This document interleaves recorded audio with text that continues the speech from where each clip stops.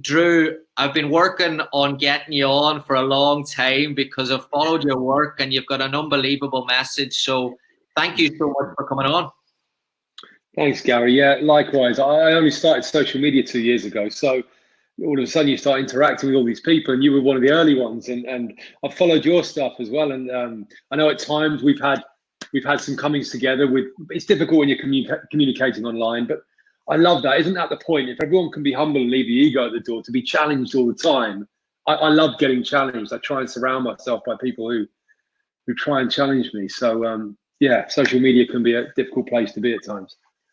Yeah, I mean, on that top, and that's kind of how I'm going to kick things off, because I'm drawn to your message because you're coming at it from a completely different angle, and it's very, very raw in terms of what your experiences and obviously your background, listening to your podcast as well and going through your book.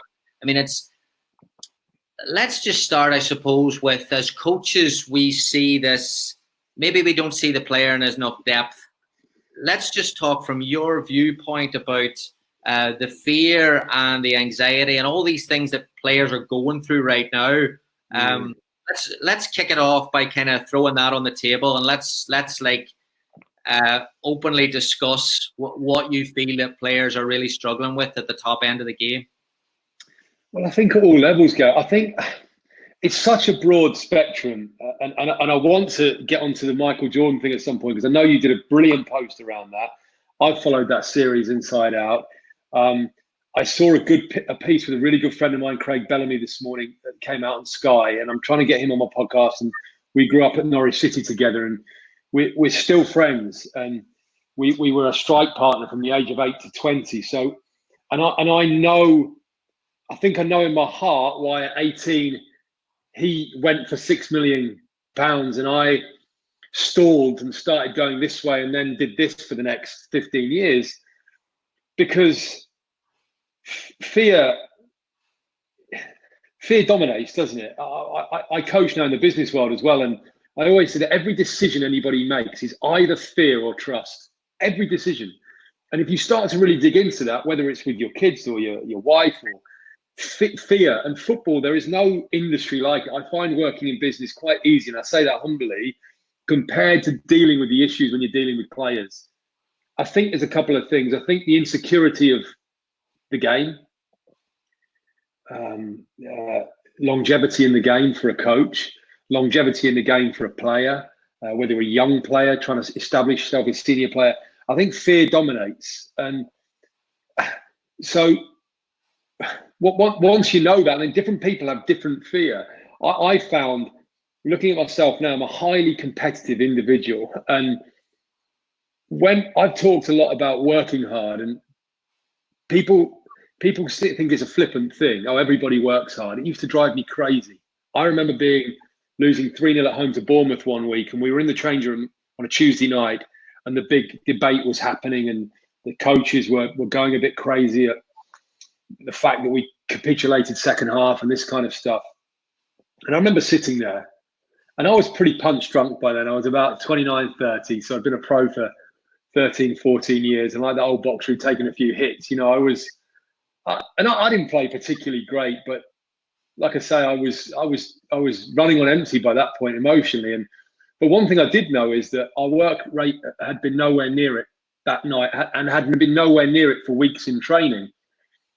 So it got to that point where anyone wants to say anything from the coaches. And I remember sitting there and thinking, just don't say anything, just go home. Been here a million times, towel on your head, just get out, get in the shower. I'll be on the sofa within an hour, done.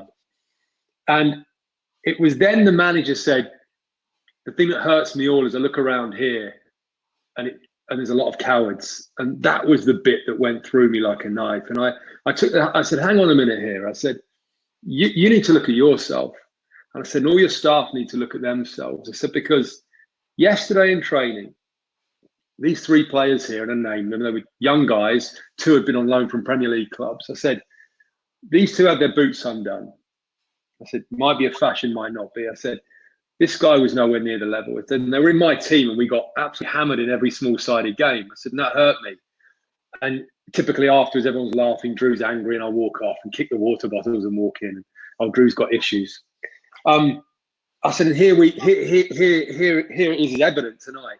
And you've played these guys. You have backed them ahead of players who work hard every day. So you need to look at yourselves in the mirror, because you've created that culture and created that it's acceptable to train like that. It's acceptable to half get to the cone. It's acceptable to go through the motions. And there was silence. And I got up and walked into the showers, and I think I was out on loan within a month. I ran home and said to my wife, I don't think we're at it again. And so, but I get fear. So fear for me dominates, because on that night, there was players playing within themselves. I was speaking to a friend last season, the Premier League player, he's 28, he's an international for his country. And he was saying, honestly, he thinks that players, he thinks the majority of players playing week in, week out in the Premier League are only playing at 60% max of their potential. And I have to be honest, I agree. And he was sharing his thought process in the game. And he said, my first thought is, don't give the ball away.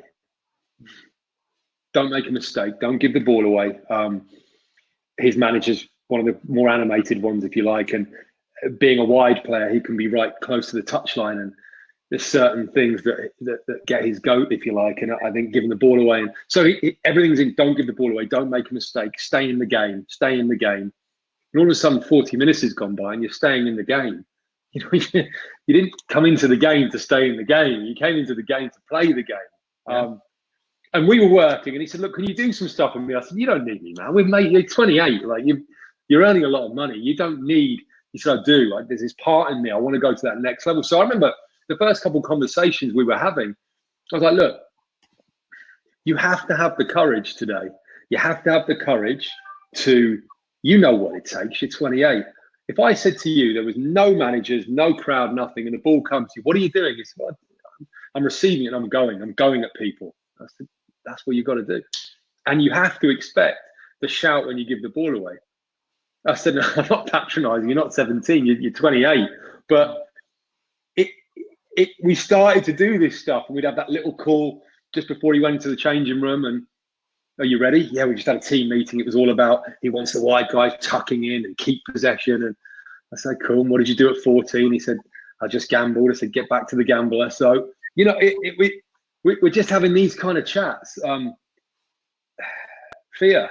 And I don't judge the managers. Honestly, I've worked with 2 Football League managers, kind of being their eyes and ears and offering up some thoughts on stuff. And I've sat in their offices, and it was absolutely eye-opening, because I've only ever been in the office as a player.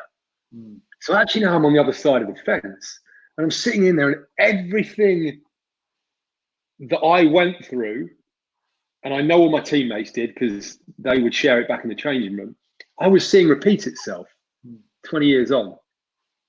And the little dishonesties to a player, no solutions for a player. Oh, I'm not going to play you on Saturday. It's a Thursday. I'm not going to play you on Saturday because I'm just going to go with something else. And I remember after that first meeting, I said, why don't you tell him the truth? He said, oh, you can't tell players the truth. You learn that. I said, who taught you that? He said, well, no, you kind of learn it about on the circuit. I was like, you need to stop the circuit. I said, look, you're stealing his instincts. You're stealing his gut feeling. I said, he'll go back to the locker room. He knows the truth. So if you were to say to him, I'm not playing you because honestly, the last 2 or 3 games, you haven't played well. You've not been the player I know you are. Then you could potentially offer up, is that my fault? Like, what am I doing? What are my staff not doing that is not enabling you to be that player that I know you are, the player that I signed you to be? Because you can't just lose that. Like, something's happening. Is it us? Let's have a conversation and let's get you back to that form. And it was, I remember sitting there, and there was obviously in the manager's office, you've got the manager and a couple of desks with the assistants and a sports scientist and the analyst, and all these heads came up from the laptops. It was like, what? Like, this is groundbreaking what I'm saying. And I just think, what a tragedy. Yeah. Like, such a simple thing. Sorry. No. I mean, do you think that, because you mentioned there about the scientists and the analysts and the S&C and everyone. When you go into these places now, it's almost sterile. The environment is almost sterile. So does the coach need to be more personal? Is it bad coaching, or is it the environment that's like added to the external, both of them, you think? I think the coach has just got to have huge courage, because, for example, I went into Mansfield and I remember the first day I was there, I watched training. I went up to the manager's office after. He was an old teammate, a couple of years younger, and he's like, "Oh, good to see you, mate. What did you think?" I said, "I don't miss this industry." So all his staff have looked at me straight away, because apparently you should be really grateful to be there. And I was like, "Look, man, I can just smell, I can feel the fear. I've parked my car and I walk in, it's fear everywhere." And they're looking at me like, "Is he crazy?" I said, "Everything is fear." I said, and literally as I finished that, there was a knock on the door, and it was a Friday. So sports scientist comes in, delivers the data on training. Mm-hmm. Then the physio comes in, delivers the data on whatever data he was delivering. Then the analyst came in and delivered the data on the opposition and the data on our attacking play over the last 3. So I've been there for 2 hours. So I'm just sitting in the corner. I was on my phone, because they were having a meeting. I've just come in and we were trying to figure out if there was a place for doing what I was doing. And so I looked up at the manager, and then the assistants come in and look. I'll be honest with you, I'm not happy with the shape tomorrow. I don't think that's the way. Mm. So this poor guy is sitting there in his first, and he must just be drowning. Mm. And so he looked at me and he smiled, because I can say he was an old teammate. He remembers I was the kind of person I'd just say it as it is. And he said, "Drew, have you got any thoughts?" I said, "How do you even breathe?" I said, "Look, it's 11 guys versus 11 guys. It will never change. It can't ever change. Every team's doing the same thing, because we all know, because we've all players, they're all up analysing the opposition. Everyone's analysing each other." I said, "At some point, mate, it's just the difference is the team who's got the courage to go and get the ball, to go and get the ball and play and put the foot on it and give it away and get it again, and to run, and to really run. Not run because you're telling them to run because you're really enjoying being out there again as a footballer. But as we did as a kid, no one had to tell me to run as a kid. I wanted to run and chase that lost cause, because you're enjoying being there, and it just becomes an instruction." On that, then, a great question here from Johnny McKinstry, who's jumped on regarding the interaction with the 28-year-old player. How do you balance the fear, trust, confidence element with the tuck inside, keep possession, these tactical references? How do you get that right to the optimum level? Well, I think always as a coach, because my job now, I'm privately a coach. So I'm, I guess, like tennis and golf are individual sports. So those guys hire and fire their coaches. And I'm brought in by footballers and their teams around them to be that guy who somehow unlocks that potential. So I watch their games on Scout, and we sit down and we look at it. And why have you done that there? Well, he told me to tuck in, and there was a player. I mean, this story best sums up that. There was a player last year playing in the Europa League. His manager was a high-profile ex-player. They were away and had said he worked on the shape work leading up to the game that we want 2 banks of 4 and we want to sit in, but when we get the chance, we want to break. Right? Okay, fine. We've all been there. And then at half time, they'd just been pinned in, but they hadn't got out of their box for 45 minutes. And at half time, he goes for the front 3. You 3 haven't turned up. No one's got the ball. You've not turned up. You've got 10, 15 minutes on making changes. And the second half, the player I worked with did better. And we spoke after the game. I said, "Look, you're 19. You've got to learn quick." When he gives those instructions on Thursday, Friday, he has to do that as a coach. Maybe you should go and do your badges now, because it will open your eyes to what they're going through. I said, he has to set the team up, right? I said, but inside that, you need to have the courage to go and say, this game's not happening the way I want it to be. I'm going inside and getting the ball, and I'm going to grip this game and turn the game. I said, because you have every attribute to be a top player. You're at a top club, but you're not going to get there if you continue to listen to everybody. I said, you've got to grip the game how you want it to be. I said many, many times, the instruction to me as a centre forward, as a number 9, would be to the fullbacks before the game. We don't want you hitting balls into Drewe. We want to play through the thirds. When we play into him, we're too direct. Now, I'm sitting there and thinking, yeah, that's nice, but the players in midfield don't want the ball. So after 10 minutes, that's what will be happening. Now, I would listen to that too many times instead of taking control of that game and saying to the fullback, don't listen to them. Get the ball to me. The midfield aren't confident enough on it. We've got to grab this game. And then you speak to top players, and I wasn't one. That's how top players behave. They don't wait for instruction. They turn the game. And it's never talked about. And many times they'll defy that. But the manager will always say, you played great today, because he won't consciously be aware. It's a really fine line. It's not an obvious question. I think a solution, I think how the conversation goes for me, I'm just thinking would be, look, I know I'm setting you up in there, but trust me, if your instinct screams at you in the game, this isn't happening, I can see an opportunity to go. And if you tell me I've seen it, I'm backing off. It's on you. Like, I've got to trust you. You're the one out. I have to trust you. And I think if I had that conversation with a player, it's so personal. He kind of goes, wow, the manager and the coach has just said to me, it's okay. And he's giving me that. Because what often happens is it just becomes instructional. Guys, just make your decision up in the game. Guys, it's on you. I always felt that was an instruction without an emotion. So it was like, I want to know that coach going to me, look, I can set all this nice, pretty stuff up, but come the game, it might not be playing out like this. And I've been there a million times as a player. I know. So you might have to ignore me.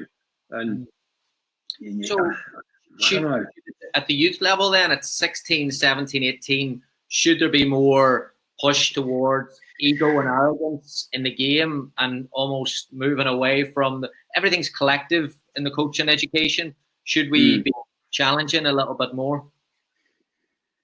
Yeah. Or is that then inciting, are you then putting more anxiety on the player? Are you then putting more fear in the player? Is it counterintuitive? It's really difficult, isn't it? Because I've watched a bit of college stuff in America and various bits, but I don't really know. People say to me, guys who played out there, it is behind Drewe in terms of tactical awareness and just all that stuff. So it's very difficult then, I guess, because you need then to coach that, and that's then set up, isn't it, in a shape or a disciplined way of. I just think so many players. When I talk about fear, every player is insecure by nature because it's an insecure industry. One injury, one tackle, one bad contract, manager gets sacked, doesn't like you. So knowing that is the default setting, every player's got to play well. Centre half's got to do his job. He's got to win the headers. Got to play out from the back. There's all that internal dialogue going on, I think, for every position. So I think understanding that first and foremost, that really truly understanding that.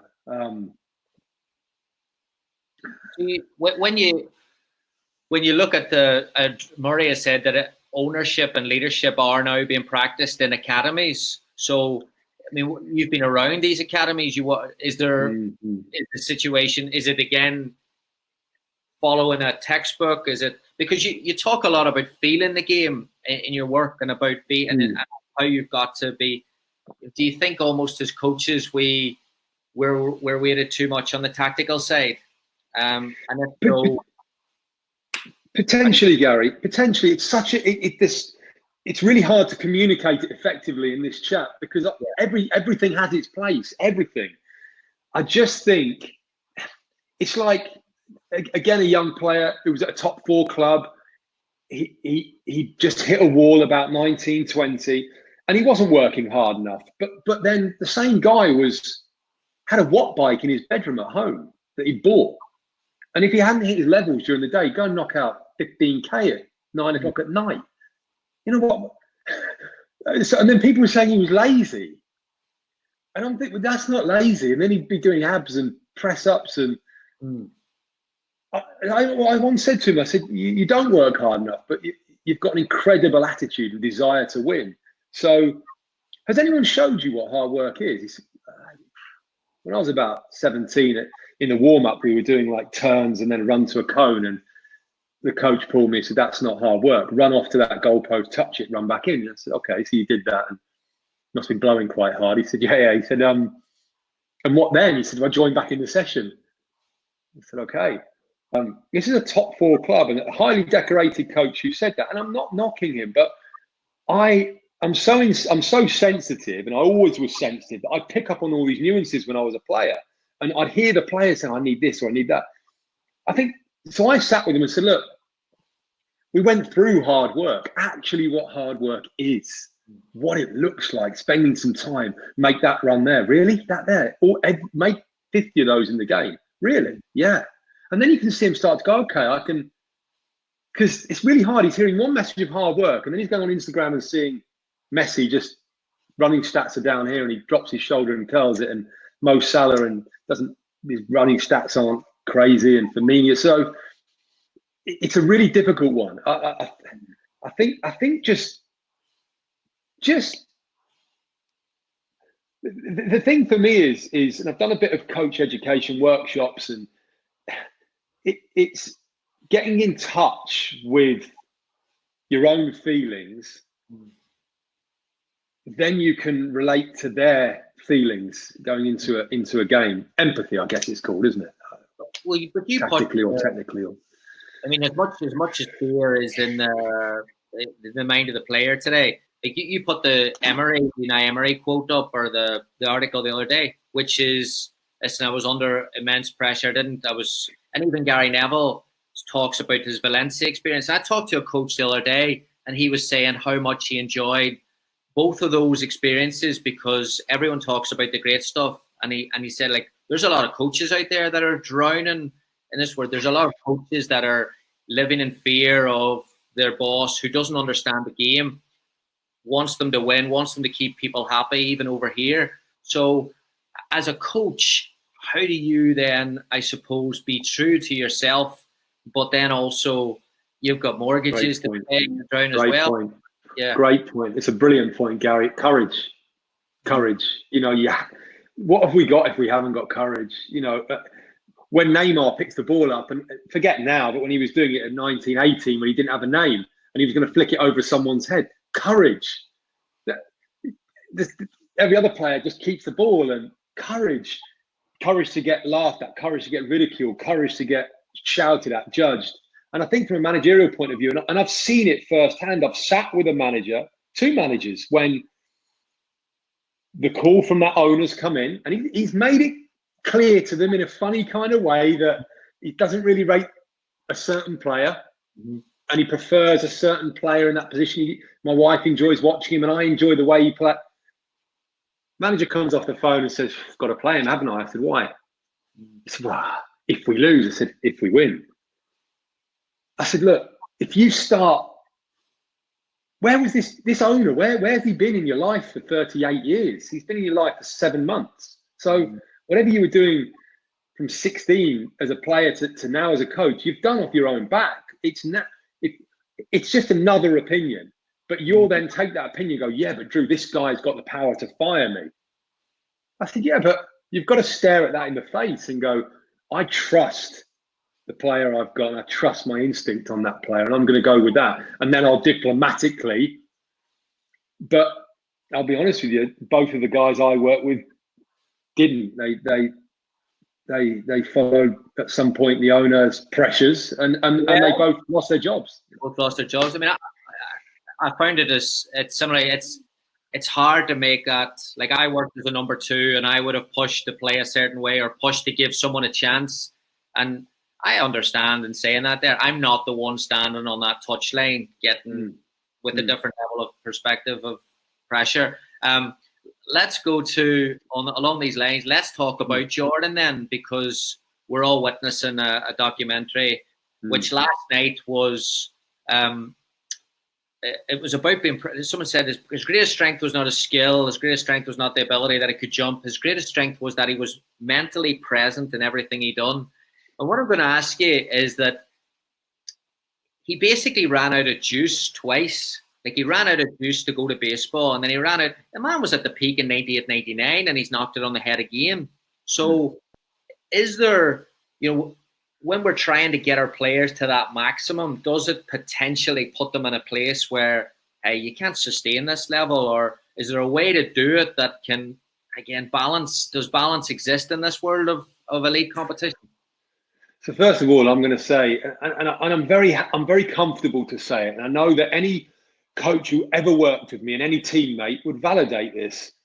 My desire levels were off the scale. I didn't meet too many people who had them. Even when I finished my career and for 5 years built a business conditioning Premier League players, getting them ready physically from injuries. So I was like Michael Jordan's guy in that show who's there as his own trainer. They were paying me to be, I'll be honest with you, I used to look at some of them in sessions and think, I was another 30% to the way you've just run to that line. I would have asked for 4 more sets, even though I had nothing left. I was born with that. It's been torturous me watching, because I watch it and think I didn't have anywhere near. I think what he had, again, like you say, it's like Craig Bellamy reminds me of the very same mindset, very similar. The reason we still are friends, I guess, and speak is because he knows deep down that I have the same level of desire. I wasn't able to be an arsehole. I wasn't able to be an arsehole. A voice would whisper to me at 18, and there was many times I broke cheekbones in training. I did some despicable things, and I made amends for all of them. And I'll be honest with you, when I was that way, I played some great stuff. And from Paul Ince to Jan Molby to many players who were my coaches, they all looked at me at times and thought, some player, Martin O'Neill, all of them at some point. But it would last me a few weeks, because sensitivity, moral compass, I don't think my journey was to be a player. It was to absorb everything. You have to have a deadness in your soul to be that way. That's the truth. And the only way you can feel that is with, he's got a cigar on the whole time. I mean, I smoke cigars. That is strong. You're sitting smoking that stuff. There's a high off that, a big high. Pure escapism. It's an hour to smoke a decent cigar. It's 45 minutes. That's 45 minutes of pure escapism. And people would say there's got to be medical people. That's not great for your lungs. But this guy, there wasn't a moment in the show in the locker room where he didn't have a cigar on the go. And afterwards, the whole time there's a glass of whiskey next to him. The gambling got delved into. I've got mates who are gambling addicts in recovery. Steve Colker, one of them now, who's in Turkey. Corks has got an incredible mindset, elite mindset. Really interesting. When he broke into the Spurs first team at 17, 18, Berbatov was there, and he used to say to me, Colks, that Berbatov would bully young players. If a young goalkeeper would be sent over to be in his team, Berbatov would say to Harry Redknapp, no, I don't want him in my team. No, send him back to the 17-year-old. This kid would have to pick his gloves up and walk back. So Colk said I was 17, and one of these guys was my teammate. So I waited for the first challenge, and I absolutely emptied Berbatov. I said, you took out the main player in the whole club, and you were 17. I wiped him out. He said, I remember playing then at White Hart Lane. I scored a last-minute equaliser against Everton, and I ran down the tunnel afterwards to try and fight one of their players. You were 17. He said, 17. He said, this American guy was in the tunnel. I want that guy. I want that guy. He was one of the directors at Spurs. Who was it? He goes, I think he was one of the founders of Under Armour. He'd seen me, but I want it. Who is this guy? Then he plays for England, and Berbatov, Ibrahimovic after the game was like, who is this guy? Like, he bullies Ibrahimovic. 3 years later, he spent nearly every penny he's got. He's sat in rehab, and he's struggling to. No, 5 years later, to be fair to him, from 17 to 23, 24, he couldn't get a trial at a League Two club.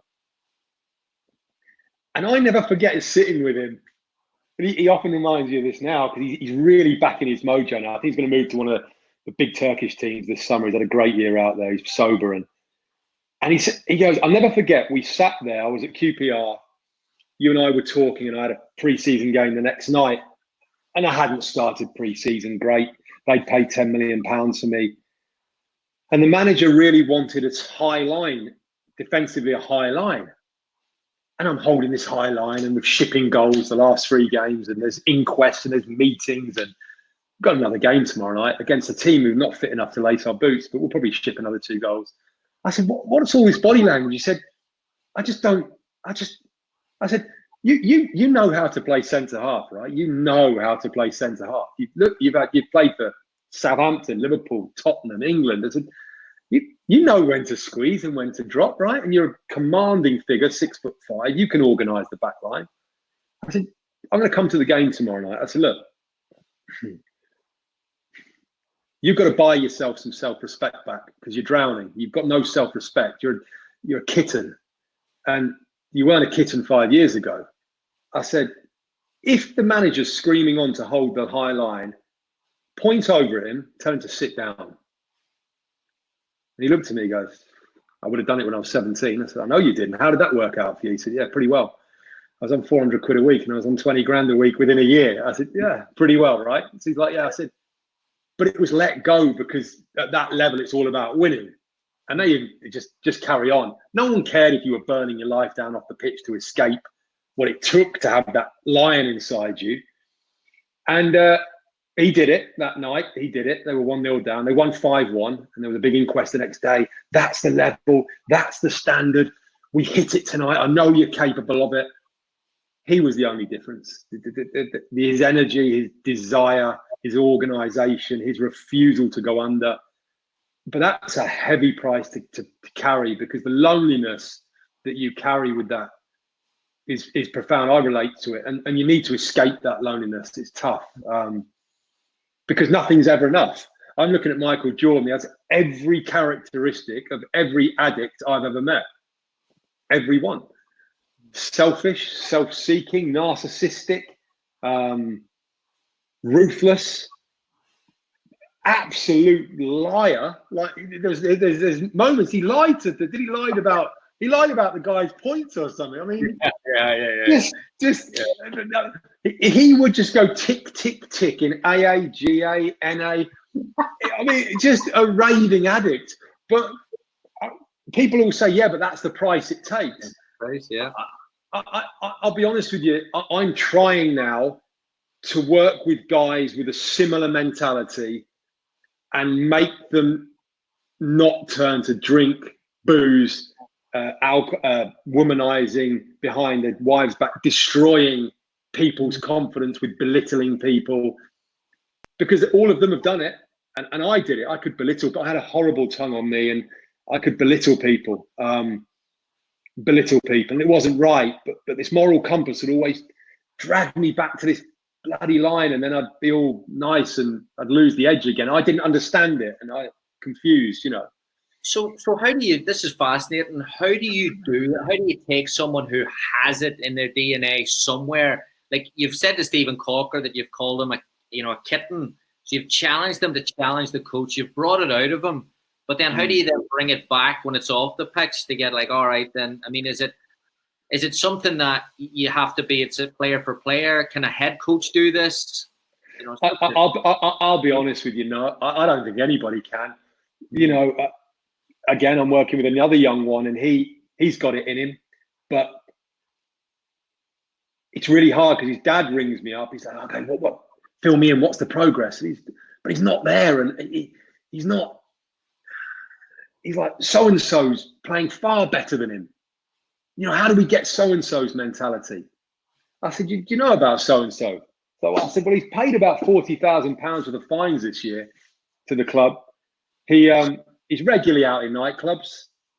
He regularly cheats on his girlfriend. He's got a young child with, so he's already destroying that poor girl's life. I said, if you want your son to be that guy, you go ahead. I said, I'm a father. It's not what I want for my kids. I'm going to be honest with you. I want them to be stand-up human beings, good guys. I want them to be morally centered human beings.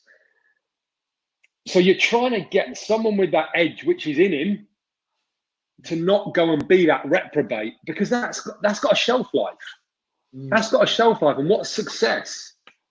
You know, what's your family life like? What's your financial life like? Are you gambling? But it's funny because I would do it with that player with just pressing his pain points, but he has to have a depth to him. The only guys that work with me aren't just guys who want a career. It's why I have 8 clients. They've been the same 8 for years. I'll have them all till they retire, I think. I'm not one of those, the head guy who could just work with anyone. I'm a recovered addict who's got that personality, who understands that edge, who now knows how to manage that edge in my life.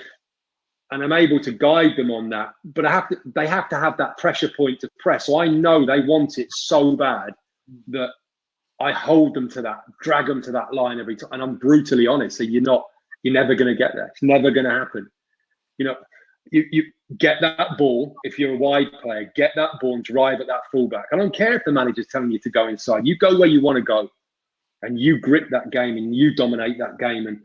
And then they do it in training. They'd ignore all instruction. They'd be sitting there, chewing gum in their mouth and like this, and bang, making stuff happen everywhere. Managers, brilliant, brilliant, brilliant. And I'm like, this is crazy making. And I'm like, welcome to the circus. Said, you're going to have to manage yourself. And then they'd start going, went to the casino last night. I just was at home and I just went and had a little. I can really understand where I could slip into. I could just see how I could slip into gambling. I didn't do too much, but I'm just thinking this buzz.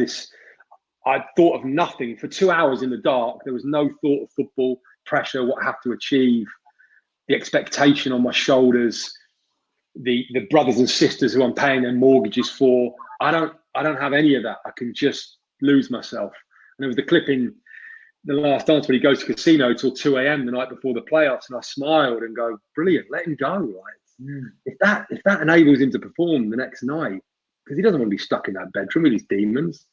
So yeah, I that's the thing then. So as a head coach, you know, and you've got a Ferguson had a disciplined culture. Do we overvalue discipline? Phil Jackson's leadership was, and there's another one in last night's where Rodman goes to the WWF the night in a playoff. But and everyone's saying then, of course, they're all tweeting great management. But if they get beat in that match, it wasn't great management. You know, again, it comes down to courage, doesn't it? And knowing your players, knowing yourself, because you have to know yourself to know your instinct. Is that instinct right on that person? Again, had it with the manager, Drewe. Is he a winner or is he a dickhead? One of his players. What do you mean? Well, his behaviour. He ignored one of the coaches was filling up his car at the petrol station. You walked straight past him. That's all right. He said, and today in training, when we split into 3 groups, he deliberately walked away from that coach. Said, I don't want to be in your group. I said, that's all right. He said, how is it all right? I said, look, he doesn't respect the coach. Doesn't respect him. And I know why, because I've had the chat with him. He said, well, why doesn't he respect him? I said, a couple simple things. The way he speaks to people, the fact that he's dishonest, and he people pleases a lot. I said, this guy's 34 years of age. He's seen straight through him, and that's him done. I said, but let me ask you a question. Come Saturday afternoon at 3 o'clock every week. He's played nearly 600 professional games. Is he there for you? He said, every week. There's no problem. Let him crack on. The problem lies with your coach. So you've got to call him in. And has he got an ego which is going to fight, or can he be humble enough to hear the truth? My wife calls me selfish all the time. Of course, she's right. It's my second marriage. I am extremely selfish. I can either say to her, oh, what do you know? That's part of what it takes to grow a business. Or I can go, yes, you're right, I am. And then I say to her, you're right, I'm really sorry. How has it shown up this week? Well, did you need to go in your office at 9 a.m.? Could I have just gone for a run before I look after the kids? Because I just need that time. And I've actually lied to her about having to do work in here because I'm like, no, it's all about me. Now, I'm super aware of that behavior. So but I'm prepared to hear whatever I need to hear about myself to keep me on that path. But it's just not the case with people. And I'm blown away sometimes by some of these guys I work with. There is no limit to where they can go. No limit, because you just keep digging inside them and holding them accountable, and they just don't run away. They don't put down the phone. They come back to the line and go, let's go again. What do I need to do? Like, whew. It's incredible stuff. You mentioned there about you being selective with the people that you work with. If there's a player who, and we all know them, the talented player who doesn't have the drive at 15, 16, 17, starts to be coming left behind, is that a player that you can still get something from, or is that someone that doesn't have that inside them?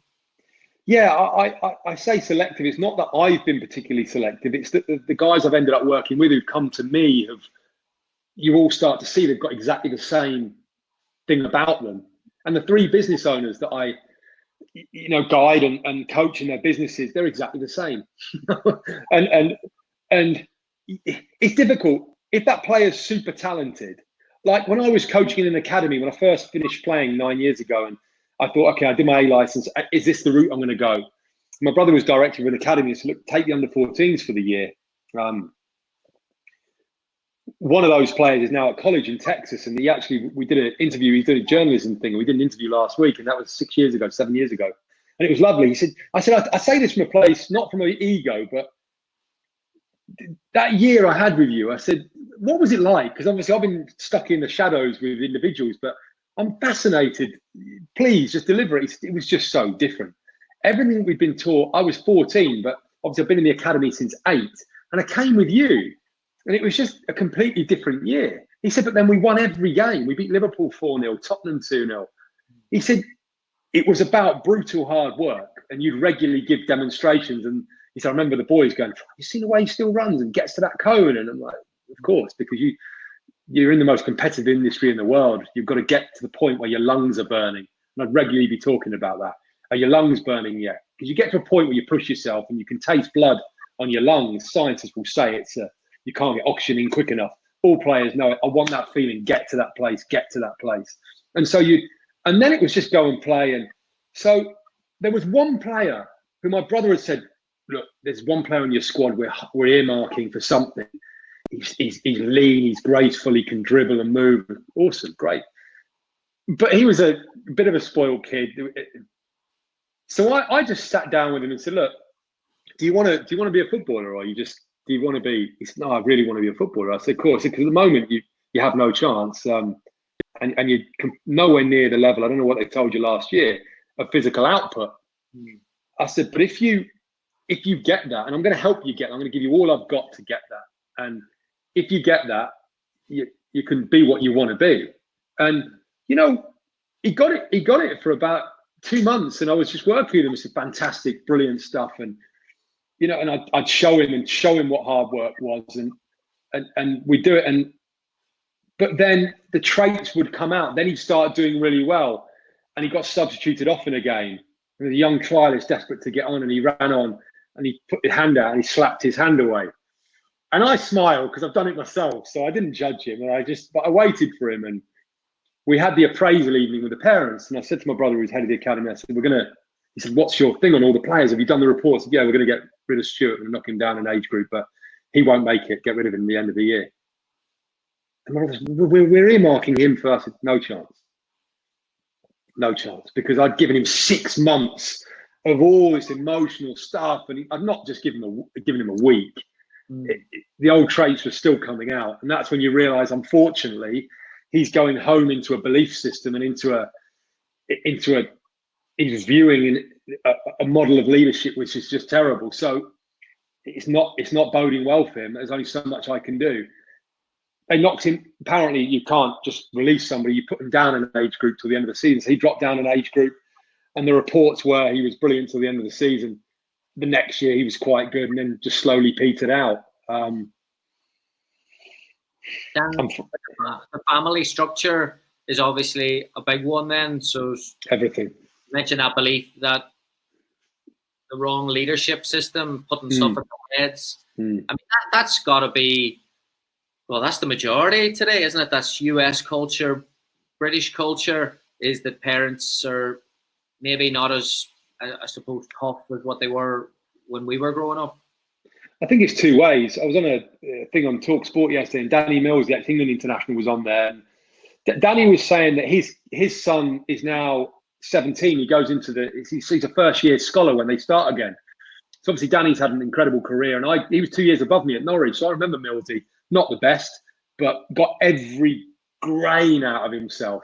He really did. An incredible professional. And he was talking about with his son, and he said, he said, I've been around the academy system watching my son now for 8 years or so. He said, it's just, you go and win a game and all the parents are, oh mate, it's amazing, they're doing so well, they're going to make it. Do you not think, how many do you think will make it? And Danny was like, just none of them. And you see the parents go, well, what do you mean none of them? Because he knows. And he knows when his son leaves there, he's got him in the car, he's got him all week. And he just keeps saying to his son, hard work's not enough. You've got to go again and again and again and again and fail and give the ball away. And it's not going to be glamorous. There's many times you'll be 20 minutes into a game and your head's going to go, you're not playing well today. And you've got to beat that voice and get through it. And that's what will make you a player. And Dan said, I'm probably too honest, or in the modern world, I'd be deemed as too honest. I'd probably be the same with my kids. You know, I let my daughter, when she was 2, fall off the monkey bars about 3 foot into wood chips, and she got winded and she was crying. I picked her up, put her back on there again, cuddled her. I love watching you fail and practice again. Okay, Daddy. And in the end, this mother came across with a pushchair and pushed me and said, this is disgusting. I can't watch this anymore. I said, okay, what's going on? Well, it's just wrong. You're letting her. I said, look, she might get cancer next year. By the grace of God, she won't. I said, but she might. And when she's stuck to that IV drip in hospital, she's going to have to dig into a place that I'm going to have to try and create for her now. I might die. She might have to deal with the grief of that. Her first boyfriend might break her heart when she's 15. So I've got to try and prepare her for pain, because life is suffering. I said, the Buddha said that. Anyway, at that point, she just walked off. So, you know, and my wife said, do you have to? I said, look, we are in a society that is killing these kids. Addiction, depression, mental health. So much of it is linked to just not being prepared for Michael Jordan talks now about the battle, doesn't he? Going to war. And you can see, even at that elite level, multi-million-pound players around him, they haven't got that mindset. Yeah. They're ready just to play. Yeah, well, again, like sport was traditionally where you would learn these behaviors, but now it's sport where you're getting artificial learning experiences and stuff. Like, is sport now becoming more harmful to this generation? And I would say in our experiences over here, it seems to be that way. Like, it's very output driven. The parents very transactional now that we've probably sold our soul from a financial standpoint. If you don't have, you know, how do you, as a coach then, and there's coaches listening who have a range of family backgrounds, and I suppose, how do you, as we look to kind of wrap this up, how do you as a coach take so many different people and nail the 1 or 2 or 3 or 4 that need you most? How do you find them? I just think it's simple. It's not simple. It's hard, but it's simple. The solution is to know yourself. And all throughout this, we had the chat about the manager who might be under pressure from the board. We've had a chat about the player who has to, the 28-year-old who has to, courage. Everything is courage. So it's knowing yourself and backing yourself to the hilt, backing your way. And I've worked with 2 people who fell out the college system in America. One was a tennis player, one was a golfer. The golfer got expelled off the campus. I'm glad he did. But it led to 5 years of being in the wilderness in the UK, full of shame, full of doubt. The parents he rejected back to England. But actually, the reason he got kicked off was just wonderful. The golf coach had been trying to change the way he he swung the club. And this guy was so bullish in his believing the way he hit a golf ball. He'd got a scholarship out there. Halfway through the season, he was right up there in the rankings against guys now who are top tour players. He said, I just used to swing how I swung. Like, you're not going to change me. I don't want to go in the weights room for 2 hours. No interest. I'll do a little bit, but I don't doubt myself over that ball on the first tee. Amazing stuff. But he fought against that. And then, of course, he's having that battle. He's a 19-year-old guy away from home, different country, still standing up for himself. Well, he needs to escape that. So then he goes out drinking. There's a bit of a fight. There's a scuffle. Sent home. Done. Then he goes into shame for 5 years. I start working and picking. And one of the first things I said is, we need to get that looseness back out of you, that craziness. I need the fighter. I need the drinker. I need the loose guy out. Then we're going to refine it. But you're not going to get to the level you know you can get without that. No chance. So that was one guy. Over too much, scientists and weights rooms and the tennis player was the same, too much. And I'm happy to talk about this because there is not a professional. I would put myself nowhere near ability-wise, nowhere near.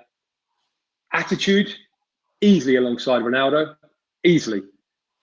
For 5 years, I went to Switzerland off-season when everyone else was out on the beach, in a cabin for 3.5 weeks by myself, training 3 times a day at altitude.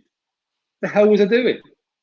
You know, I remember being up there and a hiker was walking around. Oh, you are amazing stuff, man. You play for Liverpool, Milan. No, I'm in League One in England. I'm nowhere.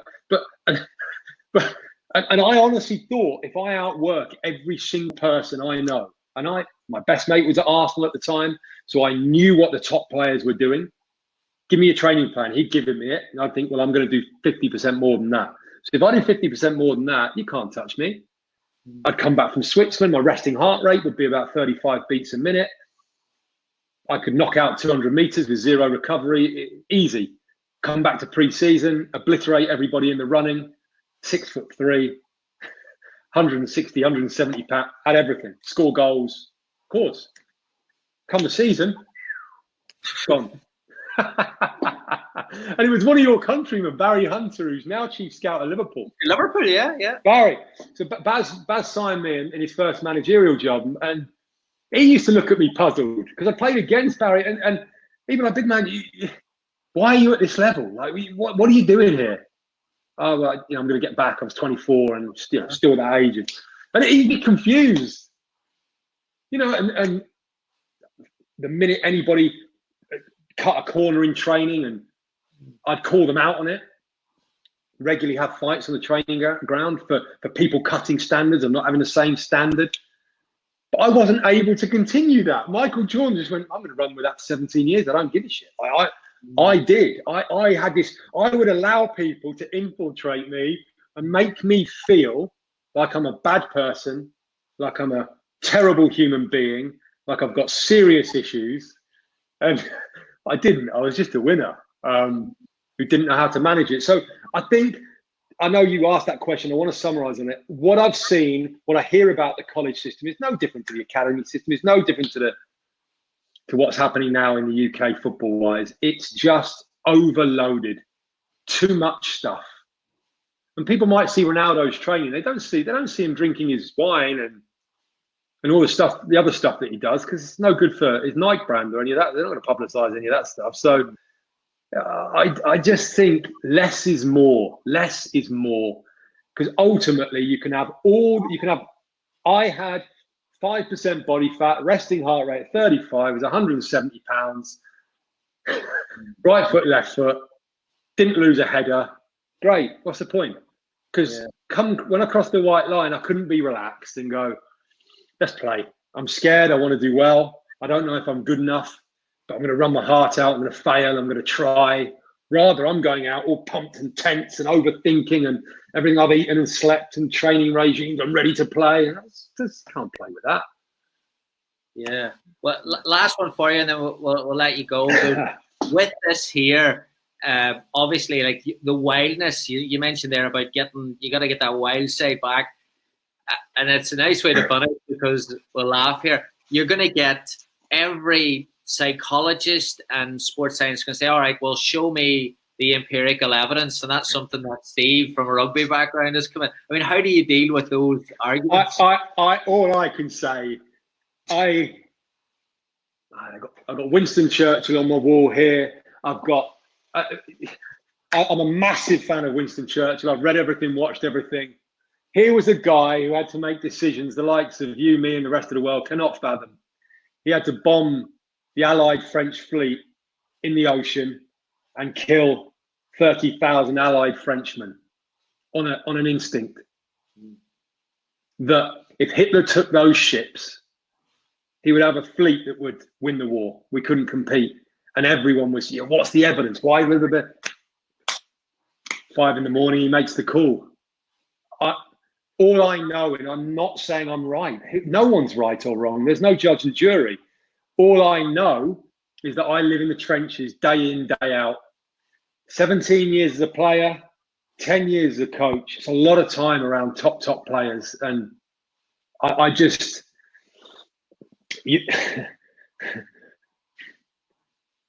I could go on story. I know so many stories about top players. You just wouldn't fathom it. You know, you wouldn't fathom it. I've lost a tangent, but what was the question again? The empirical evidence of... The question was kind of, well, how do you deal with that? I mean, does that sidetrack? Results. I think results, Gary. It just came to me. Results. Look, I'm a coach who lives and dies by his results. I get paid privately by clients. I've got no contracts with any of them. They pay me a season rate. Some pay me monthly. Some pay me a season up front.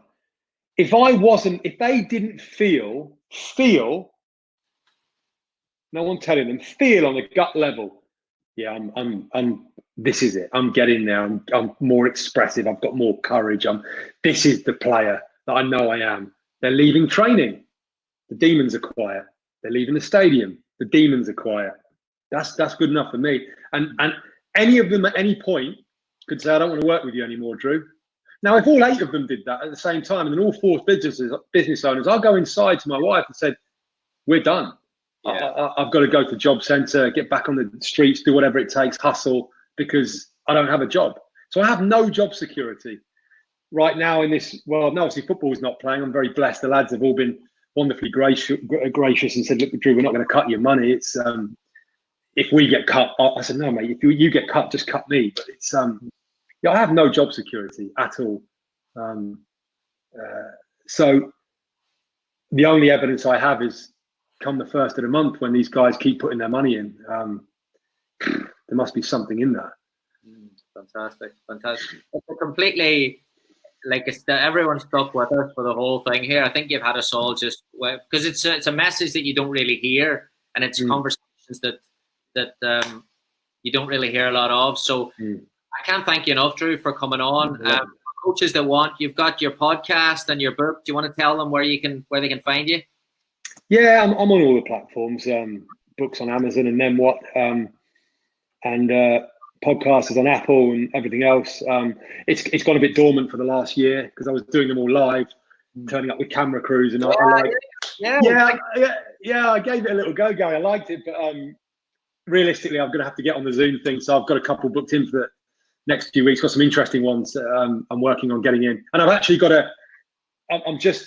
he's a League One manager in England, highly.